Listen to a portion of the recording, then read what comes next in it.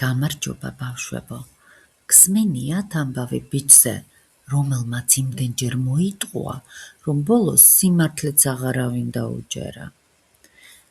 მოდით დღეს ერთად მოვისმინოთ ამბავი პატარა მწყემს ბიჭზე, რომელსაც ტყუილი ძალიან ძვირი დაუჯდა. სანამ ამბავს მოვისმენთ, მოდი ზოგიერთი სიტყვის მნიშვნელობა გავიგოთ. ცრუ ეწოდება იმას, რაც სიმართლეს არ შეესაბამება. შეიძლება იყოს როგორც ადამიანი, ისე ინფორმაცია.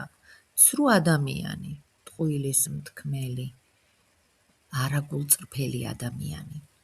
ცრუ ინფორმაცია, არასწორი, სიმართლესთან შეუსაბამო ინფორმაცია.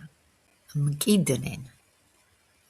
მკა ნიშნავს ბალახისან მოსავლის მოჭრას, აღებას, ბალახს მკიდნენ, ბალახს თიბავდნენ.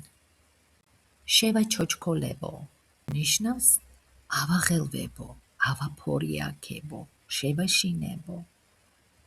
ჩოჩქოლი კი ნიშნავს არეულობას, ხმაურს, აფორიაქებას. ყურიც აღარ ათხოვეს. არის გამოთქმა, რომელიც ნიშნავს აღარ მოусმინეს, ყურადღება აღარ მიაქციეს. ცრუ იაკობ გოგებაშვილი. ბიჭი ცხვრებს აძოვებდა. მახლობლად გლეხები ყანას მკიდნენ. ბავშვმა იფიქრა. მოდი ერთი ამ გლეხებს შევაჩოჩქოლებო. უცებ დაიწყო ყვირილი.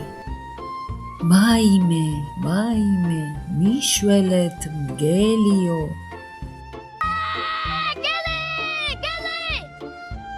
გლეხები მიცვივდნენ. ნახეს ტყუილი იყო.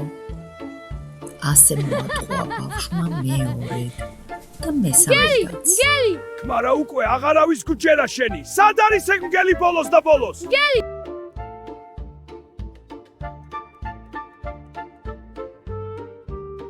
მეოთხედ მგელი მართლა მიუვარდა ბავშვს. მიშველეთ! მგელი! მგელი! მიშველეთ მგელი! მგელი! მიშველეთ მგელი! მიშველეთ მგელი! ბავშვმა კიდევ გააბა ყვირილი. მიშველეთ მგელი! ისე ვიტყუება. გლეხებს ებონათ კიდევ გვატყუებსო და ყურიც აღარ ათხოვეს. მგელი უშიშრად დაერია ცხვარს და დიდად ავნო. ბიჭი მიხვდა თავის შეცდომას, თუმცა უკვე გვიანი იყო.